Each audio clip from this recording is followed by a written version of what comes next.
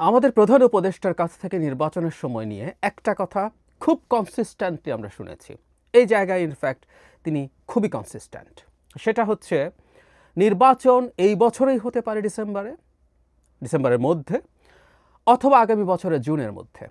তিনি বেশ কয়েক মাস আগে জাতির উদ্দেশ্যে ভাষণে প্রথম বলেছেন, এরপর তিনি দেশের বাইরে গেছেন, দেশের মিডিয়ার সাথে অনেকের সাথে ইন্টারভিউতে তিনি এই কথাটা ক্রমাগত বলেছেন। তার সাথে কেউ দেখা করতে গেছে, খুব গুরুত্বপূর্ণ কেউ কোনো দেশের, এই কয়েকদিন আগেই একজন মার্কিন সেনেটর তার সাথে যখন দেখা করতে গেছেন সেখানেও তিনি ঠিক একই কথা বলেছেন এবং কথাটা এখন এইভাবে এসে হাজির হয়েছে। প্রধান উপদেষ্টা বলতেন যে সংস্কার যদি খুব কম করা হয় তাহলে ডিসেম্বরের মধ্যে নির্বাচন, আর সংস্কার যদি একটু বেশি করা হয় তাহলে আরও 6 মাস সময় বেশি লাগতে পারে। কেউ কেউ ছোট প্যাকেজ বড় প্যাকেজ এভাবে বলছেন। সংস্কারের ছোট প্যাকেজ হলে ডিসেম্বর এবং সংস্কারের বড় প্যাকেজ হলে জুনের মধ্যে। আমি একটা প্রশ্ন করতে চাই, প্রশ্নটা আমার মাথায় এসেছে এবং আমি চাই সরকার তার অবস্থান ক্লিয়ার করবে এই প্রসঙ্গে। যদি সংস্কারের বড় প্যাকেজও হয় তারপরও কেন ডিসেম্বরের মধ্যে নির্বাচন করা যাবে না? আমি আবারও কথাটা বলছি, সংস্কারের বড় প্যাকেজেও যদি রাজনৈতিক দলগুলো রাজি হয় তারপরও নির্বাচন কেন এই বছরের ডিসেম্বরের মধ্যে হওয়া যাবে না? কেন আরও 6 মাস বেশি সময় লাগতে পারে? এই প্রশ্নটা ক্লিয়ার করা দরকার। কেন আমি এটা বলছি সেটা একটু বলি। আমরা এখনো জানি না ছোট প্যাকেজ মানে কি, বড় প্যাকেজ মানে কি। আমরা ধরে নিতে পারি যতগুলো সংস্কার প্রস্তাব সরকারের দিক থেকে দেওয়া হয়েছে, আমরা জানি যে 5টা কমিশনের এর মধ্যে একটা, প্রথম যে 6টা হয়েছিল এর মধ্যে একটা পুলিশ সংস্কার কমিশনের কোনো সংস্কারের প্রস্তাবনা আসলে এখানের দলগুলোর কাছে দেওয়া হয়নি, কারণ যে প্রস্তাবনাগুলো তারা অ্যাগ্রি করতে যাচ্ছেন প্রাথমিকভাবে সেগুলো সব প্রশাসনিক ব্যবস্থার মাধ্যমে সম্ভব, তাই তাদের ভাষায় তারা এটা দেননি। 5টা কমিশনের 166টার মতো সংস্কার প্রস্তাবের ব্যাপারে রাজনৈতিক দলগুলোর অপিনিয়ন চাওয়া হয়েছে। এর মধ্যে নানানভাবে ছক করা হয়েছে, হ্যাঁ না নাকি আংশিক, আংশিক হলে কেন, কি করলে পুরো করা যাবে, কিভাবে করতে হবে, নানানভাবে কাজটা খুব ছকের মতো করে করে দেওয়া হয়েছিল। কিন্তু আমাদের রাজনৈতিক দলগুলো ঠিক ওই ছক অনুযায়ী অনেকেই জবাব দেবে না বলে জানাচ্ছে। এই আলোচনা এখন না, এটার পেছনেও সরকার একটা এই রাজনৈতিক দলগুলোর চরিত্র বোঝার এক ধরনের বহিঃপ্রকাশ আছে। তারা চেয়েছিলেন এটা করবেন এবং প্রধান উপদেষ্টা যেমন প্রথম দিনই বলেছিলেন যে এটা কে কোনটা ইয়েস বললো কোনটা নো বললো তারা ওয়েবসাইটে সব আপলোড করে দেবেন। আমি ধারণা করি কেউ কেউ এই বিষয়টা এড়ানোর জন্যই এটা করতে গেছেন। যাই হোক, আমার আলোচনা সেটা না।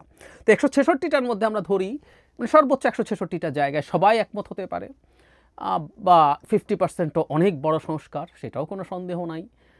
যদি 50%ও সবাই অ্যাগ্রি করে, তাহলে যদি বড় প্যাকেজও হয় তাহলে আসলে সময় কত লাগতে পারে, সংস্কারের জন্য আসলে কি করতে হবে আমরা ব্যাপারটা একটু বুঝি।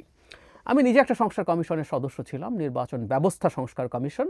আমি আমার কমিশনের কথা বলি, আমার কমিশন থেকে আমরা অনেকগুলো সংস্কার প্রস্তাব করেছি, এটা 150-এর বেশি ইন টোটাল। এটাকে আমরা মোটা দাগে 2 ভাগে ভাগ করতে পারি। একটা হচ্ছে 3 ভাগ বলা যায় কিন্তু মূলত 2 ভাগ, যেগুলো আমাদের এক্সিস্টিং আইন বিধিবিধান এগুলো পরিবর্তন করার জন্য বলা হয়েছে একটা অংশ, এবং আমরা মনে করি আমাদের নির্বাচন এবং নির্বাচন কমিশন সংশ্লিষ্ট যে ধারাগুলো আছে, যে অনুচ্ছেদগুলো আমি এভাবে বলবো, অনুচ্ছেদগুলো আছে আমাদের কনস্টিটিউশনের, সেগুলোরও ক্ষেত্রে বেশ কিছুটার ক্ষেত্রে আমাদের পরিবর্তন, সংযোজন, এরকম নানান রকম সাজেশন আছে। তাহলে 2 ভাগে, একটা অংশ আইন বিধিবিধান আর একটা হচ্ছে সংবিধান। আর কিছু আছে কিছু প্রশাসনিক ব্যবস্থাপনার মাধ্যমেই সম্ভব, এগুলোর জন্য আসলে সংবিধান দূরেই থাকুক, আইন সংশোধনেরও কোনো প্রয়োজন নেই। এখন যে জিনিসগুলো আইন দ্বারা সংশোধন সম্ভব সেগুলো তো কী করবে, এখন যেহেতু সংসদ নেই, আইন তৈরি করতে হবে না, আইন তৈরি করা যাবে না। এমনকি পার্লামেন্ট থাকা অবস্থায়ও কখনো কখনো সরকার খুব দ্রুত কোনো আইন করার জন্য রাষ্ট্রপতির অধ্যাদেশ জারি করে দেন। অধ্যাদেশ আসলে একটা আইনের মতোই কার্যকর, শর্ত হচ্ছে জাস্ট নেক্সট পার্লামেন্টে সেটাকে আইনে পরিণত করতে হবে ফর্মালি। তো তাহলে যেগুলো আইনের ব্যাপারে দলগুলো একমত হলো, আমি উদাহরণ দিই, যেমন সংসদ নির্বাচন হয় গণপ্রতিনিধিত্ব আদেশ বা আরপিও নামক একটা আইনের অধীনে। সো এটার আমরা অনেক জায়গায় পরিবর্তন, পরিবর্ধন, সংযোজন, বিয়োজনের কথা বলেছি। এখন সব দল যদি অ্যাগ্রি করে, এই আরপিওটা আসলে আইন মন্ত্রণালয়ের ড্রাফটিং সেকশনে বসে সামান্য কোন কোন জায়গায় পরিবর্তন করতে হবে, করে দিলেই কিন্তু এই আইনটা সংশোধন হয়ে গেল। একইভাবে অন্যান্য কমিশনও যে আইনগুলোর কথা বলেছে সেগুলো সব একইভাবে সংশোধন করা যাবে। সেগুলো করতে সাম ডেইজ প্রয়োজন, কারণ আইনগুলো বেশিরভাগ ক্ষেত্রে কোনো নতুন আইন তৈরি হচ্ছে না। আমরা একটা নতুন আইন অবশ্য প্রপোজ করেছি নির্বাচন কমিশন নিয়ে, কিন্তু বেশিরভাগের ক্ষেত্রেই সেটা হয়নি। আর আমরা যেটা প্রপোজ করেছি সেটা আমরা বেসিক কাজটা করেও দিয়েছি, এটাকে ঠিকঠাক করতেও খুব বেশি সময় লাগার কোনো কারণ নেই।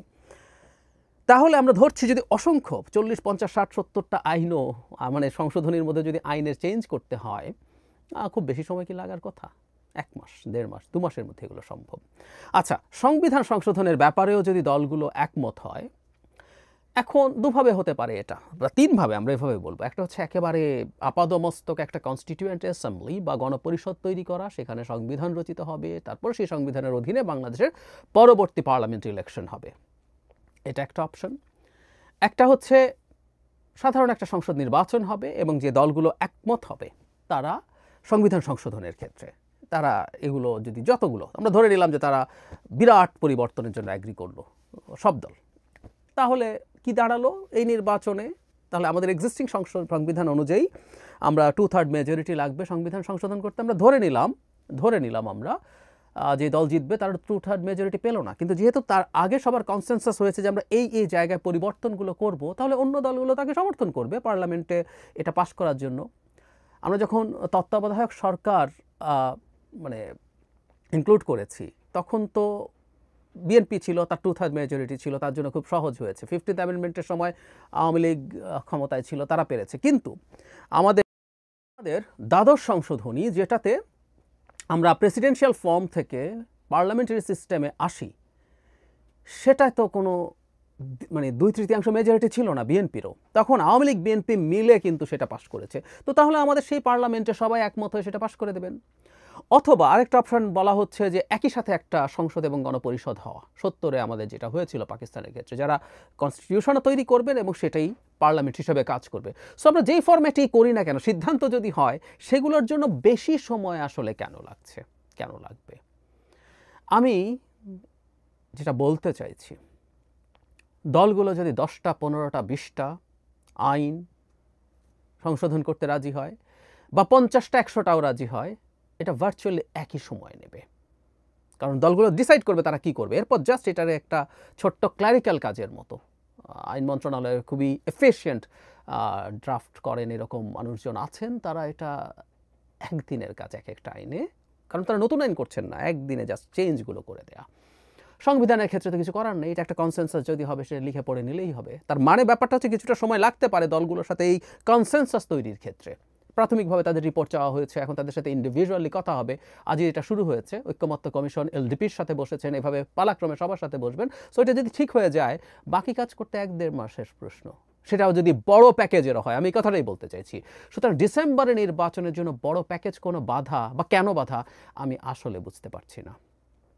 আমি আশা করি সরকার তার জায়গা থেকে এটা স্পষ্ট করবে কি কারণে তাদের আরও ডিসেম্বরের পরও যেতে হতে পারে। কারণ আমি মনে করি বাংলাদেশে আসলে পরিস্থিতি যেখানে এসে ঠেকছে, আমাদের নির্বাচন নিয়ে আসলে ডিসেম্বরের পরে বড় প্যাকেজ হলেও সংস্কারের ডিসেম্বরের পরে যাওয়ার কোনো স্কোপ নেই।